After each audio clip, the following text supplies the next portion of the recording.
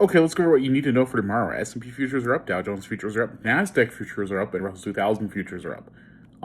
Everything is kind of up, and that's mostly because Trump came out and said that he's going to extend the ceasefire indefinitely with Iran, which honestly, smart move because the U.S. is losing that war, and any negotiations that happened is basically the U.S. having to give up a bunch of stuff. So this kind of gives him more time, but we'll see if Iran actually accepts the ceasefire.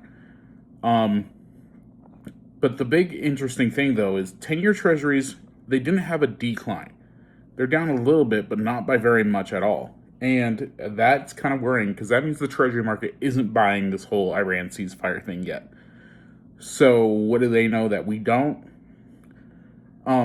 Also, oil, Brent, it didn't drop. It's like $98 future wise. That's not the spot price. The spot price is what you actually pay. But futures didn't drop very much. So what do they know that we don't know?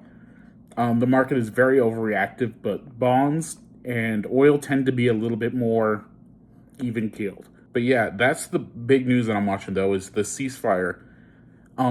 Just an interesting thought that someone was talking about is there's talks about Iran letting vessels through the Strait of Hormuz if they purchase their oil or any of their energy in anything but the US dollar.